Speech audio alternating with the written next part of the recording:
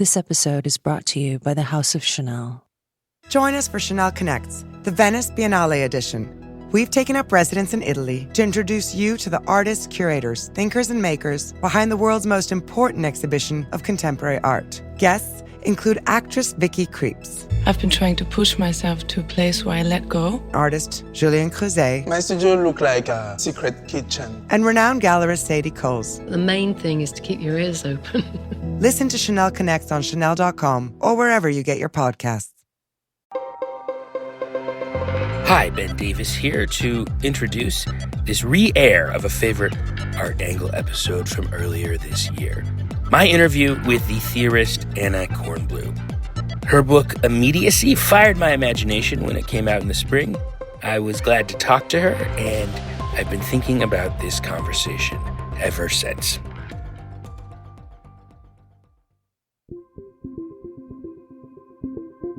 There's something maximal there, but I also think there's something really sadly reduced or minimal, which is this sort of like flight from the specific mediated work and from that invitation to contemplation.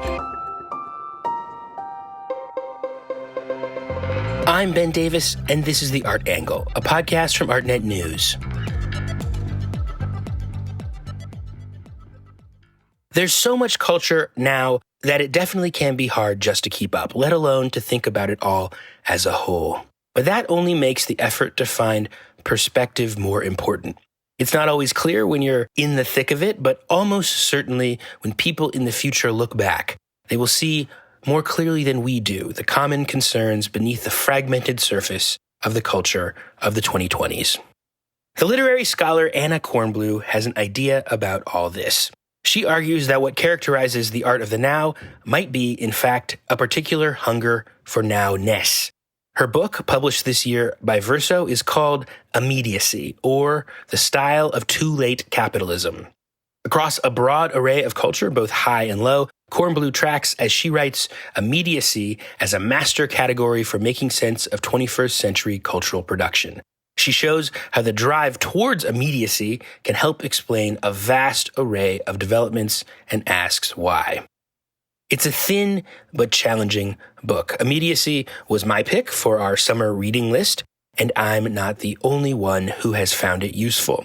In the magazine Art Review, author Alex Niven wrote that Kornbluh has done better than almost anyone in recent memory to define the elusive, claustrophobic spirit of the age. I thought this was heady terrain to explore, and Kornbluh joined me to be my guide to it. Anna Kornbluh, thank you very much for joining me. Thank you so much for having me. It's a real delight. So I was fascinated by your book almost from the moment that I heard its title, because it is something that gives you a concept to hold together a lot of the different stuff you're seeing in the world. Just to start out, what's your background? How long have you been working on this book? Where did the idea for immediacy come from? Sure. I'm so glad you said that, because giving you a concept to hold things together is totally the goal of the book. Sure, it's very much your project in a way. Yeah. And the title is structured in a way that kind of quotes a book that it is a companion to, or sort of a follower of Jameson's postmodernism, or the cultural logic of late capitalism. The idea of immediacy came to me, I think about the critic's job being sort of to notice stuff, right? And I started having this sensation that a lot of artworks I was seeing, a lot of literature I was reading, a lot of galleries I was going to, TV I was watching on the production side, but also a lot of the critical discourse I was immersed in with my colleagues and my students and with sort of people I'm reading online was oriented around this kind of demand that our contemporary aesthetics should be really transparent, should really have a message, should really be available to rapid uptake, right? You get it. And that kind of sense came to me very acutely about literature, because as a real scholar of older literature than the present, of the 19th century novel and the history of the novel, I was really struck that the pleasure reading I was doing in contemporary fiction and some of the teaching I was doing in contemporary fiction was bringing to me texts that were just consistently written in the first person. And that's not true of the history of the English novel. It's written in a third person majority. So that was one of the first things that I kind of noticed. Why aren't there any novels in the third person in our contemporary scene? And what could be explaining that? But again, there also is just sort of this broader effort to connect that observation to why do we have a lot of kind of television shows and cinematic genres and modes that are really seem to be committed to authenticity as some of their stylistic vocabulary and to like intensity and sort of laying bare and to do so in confessional kinds of ways. So just kind of starting to put those noticing of different media together. Yeah, the word itself just snaps a lot of things together for me. It does a lot of work on its own as a concept. It's like, oh yeah, across all these different fields, art, but also literature and a bunch of other stuff that you talk about in the book, Immediacy sums up this drive. And it is a book with a kind of dizzying array of stuff. I mean, you talk about everything from secession to various contemporary philosophers that people in art might be familiar with, to all kinds of literature, to the rage for the confessional essay, the personal essay boom. But it does begin in immersive Van Gogh. And I guess you actually did a little bit of field work going to, what is it called? Van Gogh? That's what I call it, yeah. I guess describe this. What's its importance to you? Sure. Why does the book begin there? I mean, everybody must be noticing that these immersive spectacles are all over the place, right? And that they're one of the kind of signature ways that we're engaging with art right now. And so how can you explain them and what are they? And also, I think that there is, as much as there's a mass enthusiasm for them, there's something like really strange about them and maybe even irritating, or you might see sort of critics be dismissive of it. But so I wanted to understand like what is going on that makes it so that we want to have not an encounter with a painting and its brushstrokes and maybe like a little bit of text that explains its materials and its date that it came from. But instead of that kind of encounter with that bounded work, this whole body optimized sensational experience where there's almost the dancing, like the synthesized pop, right? And it's just booming, booming, booming. And the images are projected in all dimensions and they lose all sense of what their original kind of perspective or construction was. And that this form of omnisensory absorptive address is supposed to be a kind of better than the original artwork. Yeah. I was trying to sort of figure that out. And to me, even though there's something like maximal about those experiences, right? They have a lot of sound, they have a lot of light, they're sort of engaging the whole body. And especially if you go to the yoga class, they're engaging the whole body. There's something maximal there, but I also think there's something really sadly reduced or minimal, which is this sort of like flight from the specific mediated work and from that invitation to contemplation that we might associate with art. Yeah, and actually to me, I was thinking there's something about the way you think about immediacy that has to do with medium, which, for artists is a very important concept. And the idea that like you master a medium, you have some kind of discipline, that you submit yourself to a certain set of ideas, a certain way of doing something. And something that I feel like you tease out in the book is the way everything becoming more immediate, and this drive towards immediacy pushes people away from medium, because that involves thinking through a set of rules, a certain kind of tradition, something that takes a little bit more time. And so I was thinking it is significant that in Van Gogh, to use your term, these things don't really seem like they go together at all. It's Van Gogh and yoga, they're like just two totally disparate things kind of mashed together because they feel right. Yeah, totally. So it's so great. You just hit on two things there. One is this almost rejection of medium. And then the other is like the slurry that results from that, or the mishmash, or the kind of mixing together that somehow results from that. Why is it that medium, which the specificity of which we might think of as how to train artists, how to train critics, and not just as submitting yourself to a discipline, but that there are real things that media offer, that painting can do things that fiction doesn't, and vice versa. And being really skilled in the deployment of those affordances is something that we might think of as an artist's kind of prowess. And so if we have now, though, a kind of retreat from medium, and there have been various ways of diagnosing that in art historical and art critical circles for a little while now, but Well, we have artists who say, like, I don't work in a medium, right? Or I don't, my practice is just sort of my charismatic effulgence across all media. How does that also sort of connect to this sense of slurry or mess or mishmash, or everything is content, right? A certain kind of homogenized stream of torrent of stuff just coming at us that we're supposed to sort of be indifferent to its origins and its specificities and just sort of consume it. So I want to read a passage from page 5 of the book, which I kind of highlighted as your thesis. You say, art is drooping. The medium is the missing. That's a play on the medium is the message, the Marshall McLuhan quote.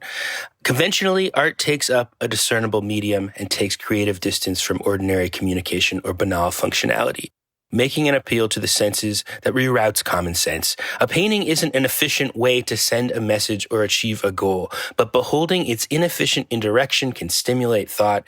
In the current climate, though, art renounces its own project of mediation. Directness and literalism are the techniques, immersiveness and surety are the effects. There's a kind of a moral tone to it. I mean, you're not just observing. It is a critical book. It is like intervening critically into this, because you think that the turn to immediacy in so many things short circuits critical thought or people's ability to think slower and more thoughtfully. Am I putting that correctly? Yeah, you are. It's true. I do think the critic's job is to understand, but also to make certain kinds of judgments that then help prepare the way for other kinds of art. And I do think that there's something lost in this contemporary style, even though the values it holds up of directness and intimacy and authenticity and sort of instant uptake seem to sometimes go with a certain kind of emancipatory vision of like democratic access, right? Like, oh, the art isn't complicated. It's a direct message because that's how it is accessible. That's how it's available to everybody. So it gets coded as authentic and democratic. But I think there's something really lost in this style when there is this renunciation of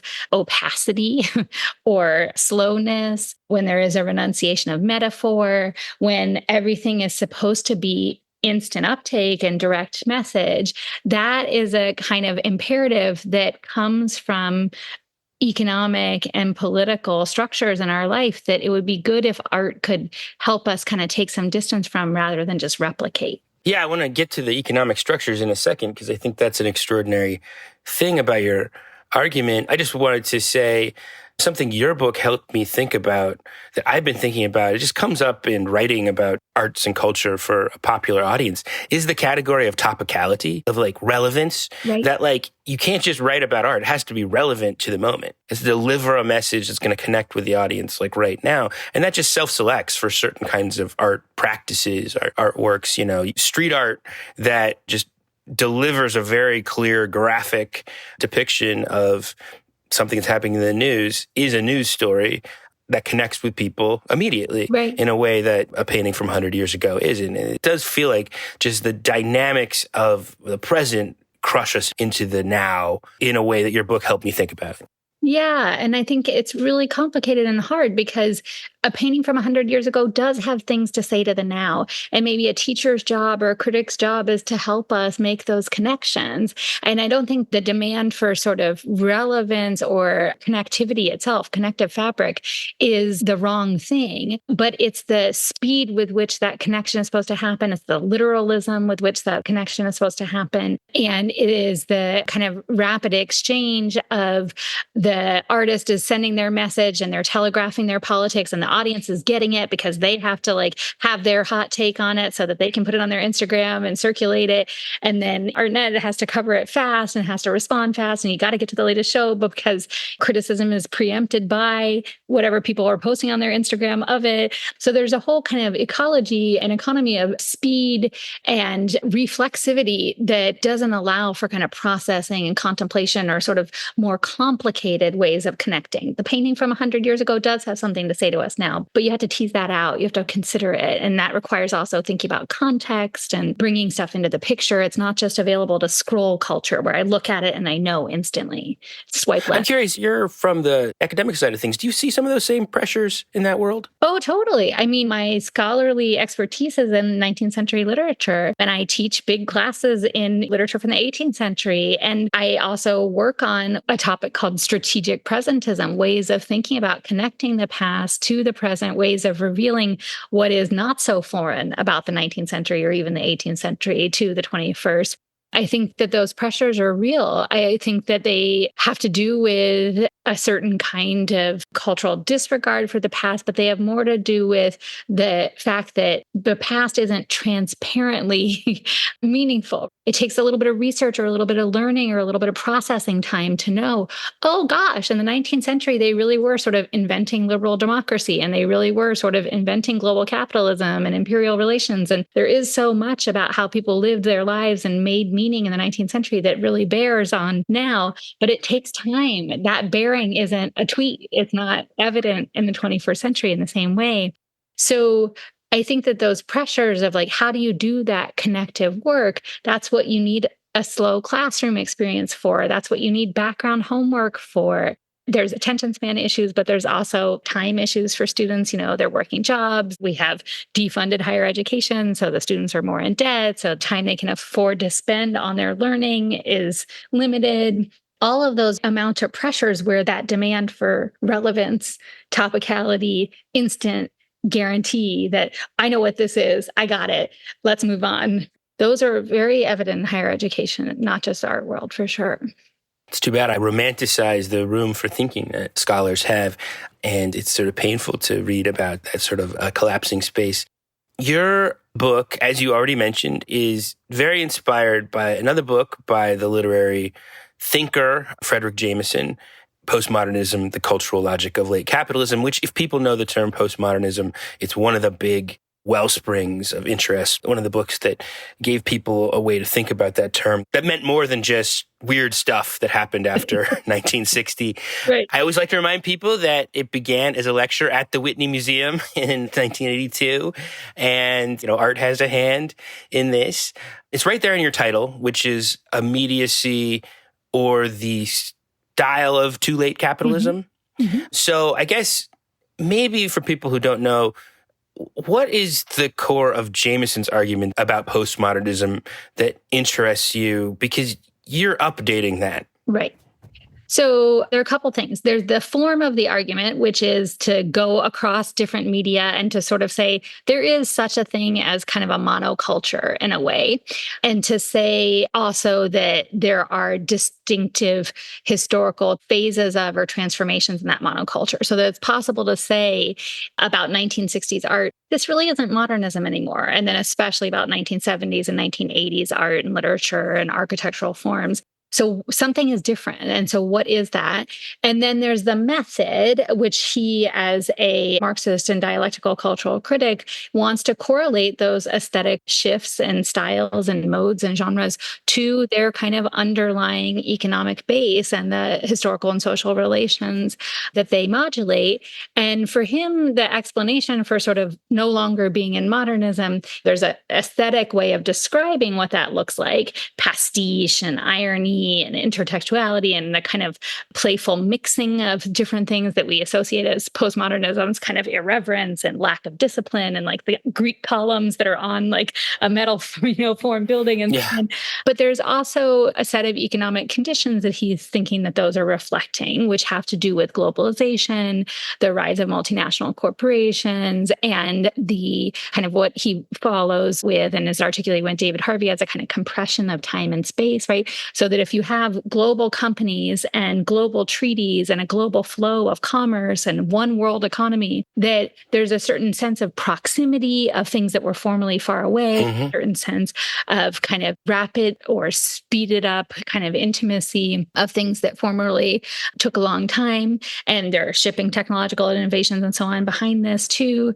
And so that kind of great moment of compression of space and of time and sort of bringing different things into contact contract and under the rubric of the market sort of produces this culture of pastiche and this aesthetics of irony and this aesthetics of kind of weird mixing of things together.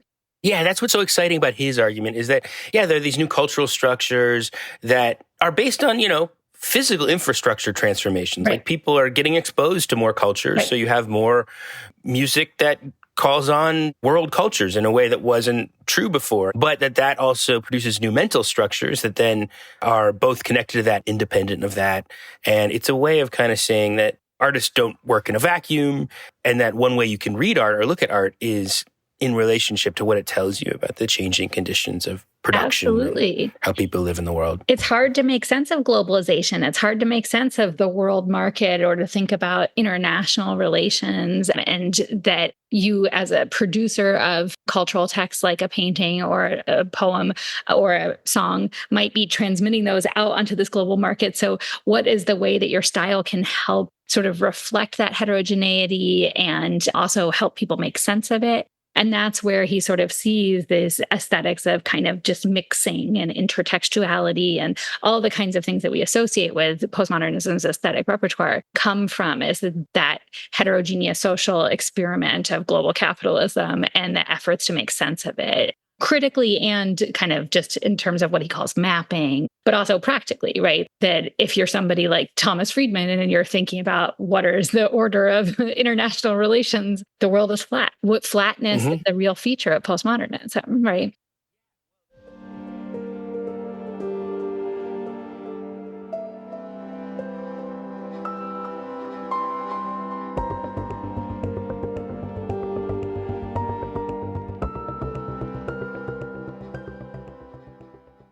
Immediacy for you and what you call immediacy style is about more than just the immediate. It's also about thinking about what is the kind of temperature of our times. And this seems to be like a dominant category, this drive towards immediate experience.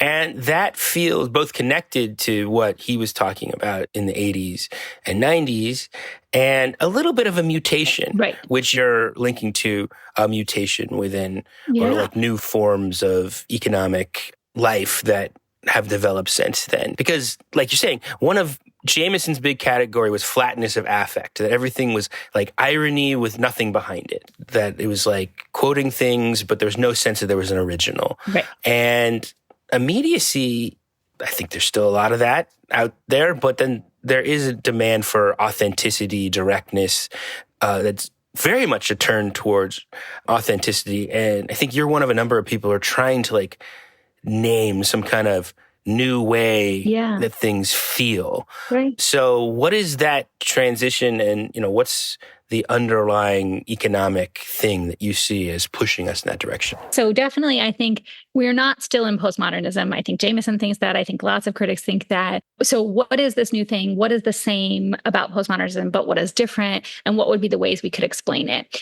I think as you were leading with there's a demand for authenticity. Some people call it the new sincerity. There's a kind of intensity of affect, or what Jameson calls a waning in postmodernism, we might call a waxing in immediacy. There is a kind of sense of the profundities of keeping it real about the body and about identity, at the same time as there are some of these forces of blurring and indistinction and the kind of mess and slurry that we were talking about have sort of intensified beyond what postmodernism's kind of pastiche was into just real glop, And so trying to sort of describe those aesthetic features as different, I have to go looking for what are some economic and political explanations of them. And one of the major theses that we have critically in the art world, in literary criticism, in architectural theory is the idea that the digital revolution is really what can explain why culture is different in the 21st century than it was in the 20th century. Everything from social media to platform economies to email and so on. One-click shopping. That's the one that really resonates with me as like particularly new economic thing, that it is like, it's not just that we live in a dispersed economy where things are being assembled overseas, and it is like on the consumption side, like everything's about getting things right now. Right. And that produces a psychic structure of both getting more things, but then you got to keep the wheels of consumption turning. So it's also like you got to advertise things more. The stuff has to fill in those motors of consumption. So there's more images circulating faster. For sure. So that one-click shopping, you want it, we get it. Swipe left, swipe right, Postmates, the just instantaneity of I feel the desire and then I can have a personal limousine for my burrito, instead of walking to go get it or whatever, which is all sold to us as flexibility, as psychically fulfilling, as fluidity, right? Like no sooner have I thought of the thing than some serf is ready to bring it to me at my door. Why do I need to bother calling a taxi company on the phone or going outside and waiting on the corner to hail one when I can just push my finger on my phone and I get the personal chauffeur right there? Those kinds of economic relations really are imparting a set of values, right? That is literally the kind of source of value, this instant transfer, this seamlessness, this idea of cutting out the middleman of the taxi company, instead having everybody's in an intimate relationship with their personal chauffeur, the customer and the laborer, but no kind of brick and mortar store, all that kind of stuff is advancing flow, connection, instant transfer, rapid exchange, direct message as real economic values. And those have, I think, been metabolized into aesthetic values. That's some form of being able to explain why we have these aesthetic turns towards direct eye contact in televisual aesthetics, or towards confessional stuff in performance art, or towards first person auto fiction in literature, that we have these realms of aesthetic values that we might like to think of as innovations of genius. Oh, somebody figured out that, it's really cool if I don't work in a medium and my practice is just to emit charisma. That's so genius, except that actually belongs to a broader cultural matrix. Yeah, actually, that's another kind of economic mutation that you come back to again and again in the chapter on literary production, in the chapter actually on scholarly production, on theory in the book, is this kind of entrepreneurial that because of this economic drive towards like removing layers of mediation, like you just have direct access to other people, other goods, other services, that for a lot of artistic people and just writers, all kinds of producers, really, that means there are less structures between you and who you're talking to. But that also means you don't have those structures to do the work of marketing things, do the work of promoting things. And so kind of the turn towards the first person in a very like personal style is also the fact that just like the agency of the individual person, they have to assume a lot more responsibility. They're hyperinflated in the literary world, right? People used to have the jobs of marketing books, and people used to have the jobs of planning book tours and sort of cultivating interest and also evaluating books and writing criticism about them. But now the author has to be the charismatic persona with a huge Instagram following who can sell their books in advance and who only gets the book contract because it seems like they're so marketable, because they have so many followers. And there's so much just pressure on the producers of culture to have this kind of like hyper presence that is the thing that they're selling access to with their literature or with their art or with their films. And those are really transformations in how we organize culture industries that are labor transformations, that are economic and policy transformations and value transformations. So the kind of style that emerges from this of like hyper intimate, hyper personal, hyper confessional genres, that style isn't just like, oh, this person's really keeping it real with us. This person has figured out that like we can cut the shit of like all the layers of too much metaphor or characters or who needs plot or why do you have to have medium? Why do you need to have a frame around an artwork, right? Like, let me just emit, let me just give it to you, give you the goods. That stuff as aesthetic value has a whole underside, which is this decommissioning of the publishing industry and of higher education and the kind of marketization of creative writing education or of the MFA and the kind of attacks on labor in the television industry and the rise of reality TV, which is about not paying writers, so trying to just make those connections is what the book is trying to do. I think what everyone will remember from your book is a passage you've already mentioned where you talk about the decline of the third person, the rise of the first person, which you prove empirically. I was trying to think of like equivalents in art, since POV is a little different. And I realized it's probably in the wall labels, which, in some ways are a form of mediation, right? I mean, people are always complaining in art about mediation. It's like, why do I have to read a text in order to get the art?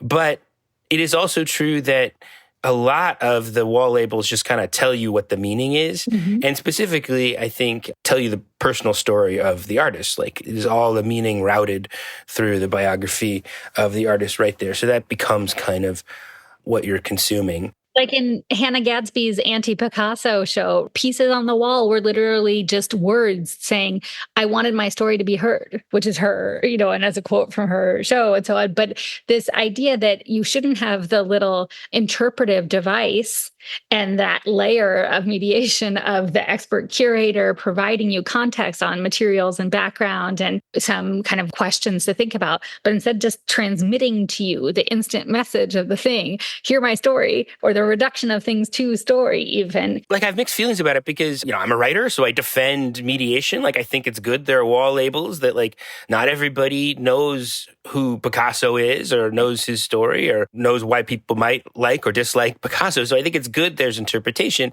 But I think what's really thought-provoking is your account of sort of what is lost when you view things only through the lens of the first person. So maybe you could go into that for a second. What is the critique here? And particularly, it's a social critique, right? I mean, or it's a political critique about what structures of mediation ideally can give us. Yeah. Just to come back to the fictional case, when you write a book in the first person, even if you're not writing it from the point of view of a character who is demographically similar to the author, even if there's some more fiction there, you are still writing it in a mode of thought, which is the one that we get to experience as ordinary humans. But the third person, none of us get to have. Like, we don't get to move around in other people's heads. We wish we did, but we don't. And you can try to become an analyst or a critic of a situation or a historian or a philosopher and be able to think abstractly, right? But none of us get to have in our sort of everyday lives the weirdness of third-person fiction, of just like a consciousness that doesn't belong to an individual body. And that is a real conceptual benefit and a real artistic benefit of fiction. But it's also, I think, a political benefit because it's a way of kind of evoking something that's bigger than the personal or bigger than the individual. How do you have collective consciousness? How do you have collective meaning? Novels have done a lot of work of generating collective meaning. And people think of that as having a bad function and sort of like, oh, here's the way that novels produce the American nation or, produce a sense of what it is to be French or something like that. But it has a good basis too. Or produced generalizations that aren't true. I mean, generalization swings both ways, of course. Right. I mean, I think there is a reaction to generalization and being spoken for that is about being misspoken for. Totally. And I think that has, and I try to talk about that in the academic chapter of the book too, but like that sense of correction of collective knowledge or big narratives or speaking for others has been the real commitment intellectually and politically of a lot of people, both in and outside of the academy for 50 years now, right?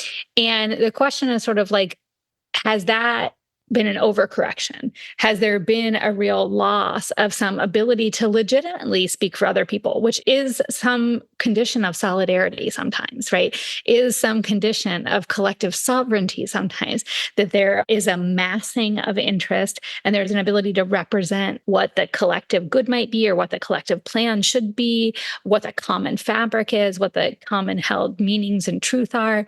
And I think that we have overcorrected in our attack on generalization, our attack on abstract thinking and abstract art. And that has bad political consequences. Yeah.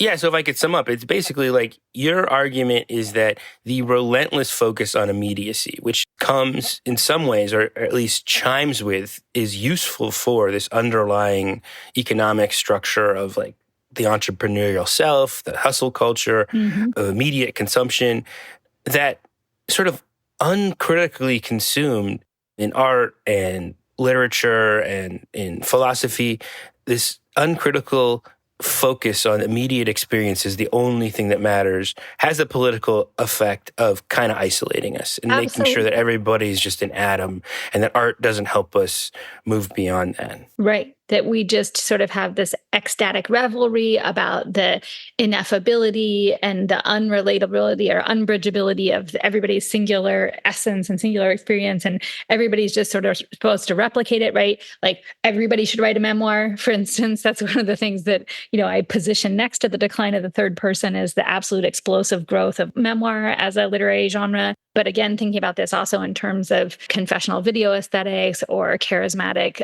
performance art, right? That there is this kind of personalization that I do think presents itself as authentic and real, and also as, say, feminist sometimes, or as a correction to misrepresentation, or as a correction to a lack of representation or lack of institutional inclusion, right? And those harms are real, but the kind of complete casting out of or delegitimating of any kind of collective bridges or common experience or common meaning or thinking in the plural is what I think is really concerning politically. Is it also an aesthetic criticism, though? Because I'm thinking about your chapter on video. You have a long chapter on streaming television as the art of our time, in a way, because it is almost certainly the most consumed popular art now. And you cite the art theorist Rosalind Krauss from 1973, who was talking about video art then, and talking about how video art represented the end of medium specificity, because video is everywhere. It can be big, it can be small, it could be played on one kind of screen, it can be played on another one. So it presents challenges for a certain kind of rigorous way of thinking about form. And then the streaming era, which is pretty recent, kind of takes that to a whole new level. And I think you're arguing across a whole range of examples, from Emily in Paris to Fleabag to a whole bunch of other things that people will be familiar with and either totally agree with you or totally disagree with you on their character. But I think that you're arguing that there's kind of a blurring of form and kind of a laziness that comes in when there's just so much content that's designed to be consumed everywhere. Is that essentially your argument? That is a big part of it. Yeah. That we think, there's so much content and this means that there's more great stuff to watch than ever before. But the so muchness and the kind of torrent of content is the economic imperative of the streaming services. And one of the things I'm trying to say is there's a certain aesthetic homogeneity amid all this abundance. We think there's so much, but it's actually really limited. So there's a kind of set of stylistic principles or aesthetic tics that a lot of these original streaming shows have in common, even though we might think that they're catering to wide varieties of audiences. So some of those tics are things like front-facing cinematography, right? Where it's structured, where the show involves a lot of direct eye contact from the character to the viewer in ways that have radically different effects from like a Brechtian kind of theatrical fourth wall breaking. They seem to emulate the kind of device integration of like, well, I'm watching the show on my phone anyway, and that's how I talk to my grandma on FaceTime, and this is now I'm having this intimate relationship with this character from Euphoria. That's just one example. There's also a kind of like attenuation of plot, this kind of just metastasized, sprawling, extreme scenes, but they don't really have a lot of narrative coherence. It's something people talk about in streaming music, actually, which you don't go into the book, that like streaming music, because it's meant to be just like ambient, and because the model is like quantity of streams, right, means you get these albums that are like 40 song tracks that probably could have been honed to a closer thing, but the entire business model is just the consumption of more and more and more stuff. And that just lends to a lack of formal rigor. To just sludge, right? They just want you to keep it going, and the autoplay and the indistinction. And I think that those economic imperatives are really important. Streaming content is most a case of the circulatory companies, right? Netflix and Amazon as distributors of goods, becoming the producers of the goods, and their values as fast distributors, as one-day shippers, or as autoplay, tailored content delugers. Those economic imperatives are shaping the kind of narrative sponginess and kind of liquefied form of the content. Is this just a matter of overproduction? There's just too much culture. I mean, sometimes I do think, it's like in the modernist period, in the early 20th century, is like the dream was like, let's make everyone an artist, or let's make art life. And in the present, people consume so much TV. It is literally almost like TV the consumption of visual media is just this layer that is almost coterminous with life. If you're on the subway in New York, you look down the subway car and literally everybody will be watching a video on their phone at all times. And so is that really what it's all, just overproduction? And then the kind of, in that competitive market, you know, whatever asset you have, it comes back to like creating some kind of personal brand, like influencer style brand, because you're trying to stand out. That's what a brand does. It puts you above everything else. So I think the economics and the ethics of this are tricky because I don't know that it's true that there's too much culture. I mean, human beings love to make art and we should do so. And we should do so for pleasure and for edification and for uselessness. And there are more people making culture than ever before on more platforms than ever before. And when you say everybody on the subway is watching video, most of them are probably watching TikTok, right? Which is the most widely used app in the world now. And this is all rapidly changed even since I wrote the book, right? But what's the content on TikTok? Most of it is not fictional. Most of it is not particularly scripted, right?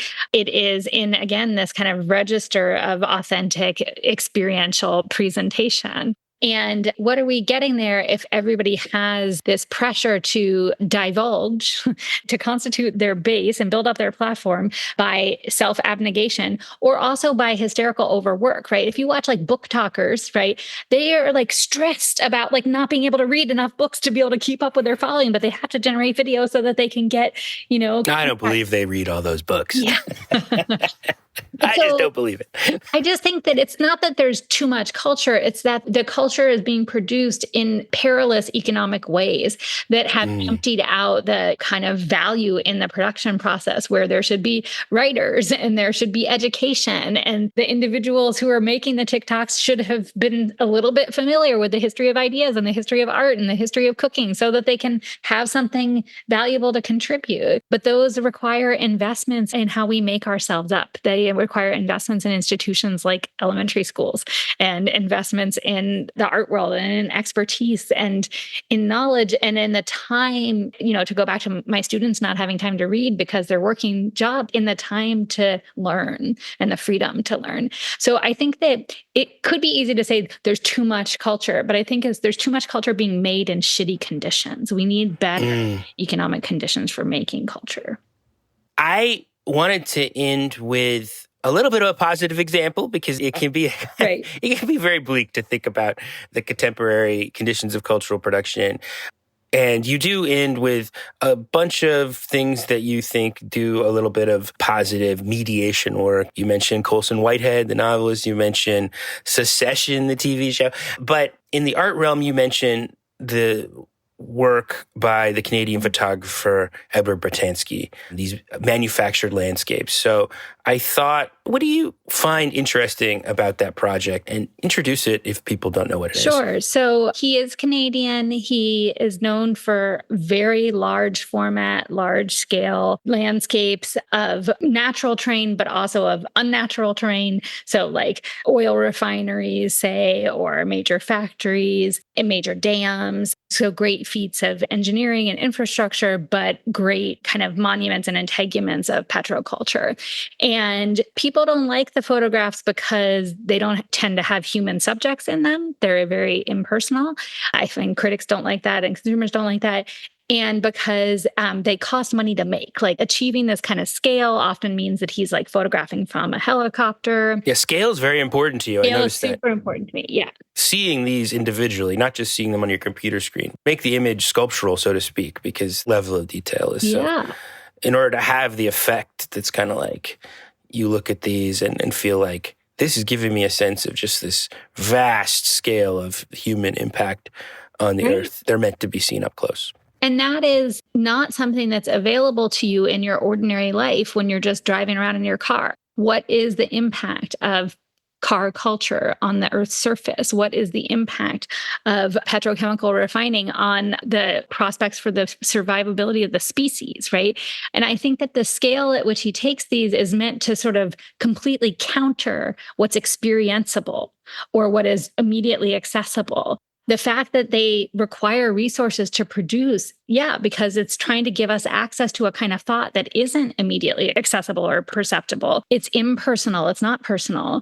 And I think those are real strengths. It's like the art is trying to think a thought with us and invite us to think a thought that is different from what we can just have walking around in our ordinary bodies, in our ordinary landscapes, and with our, limited perception. It's trying to enlarge what is understandable, not just what is experienceable. And I think that's really brilliant and one of the real jobs of all kinds of art across media. Well, Anna, thank you for talking about this heady terrain, and I hope it practices a little bit what it preaches and then kind of steps back from the immediate, gives people some concepts to think about the way things are. I know your book did for me. Thank you so much for having me and for thinking with it.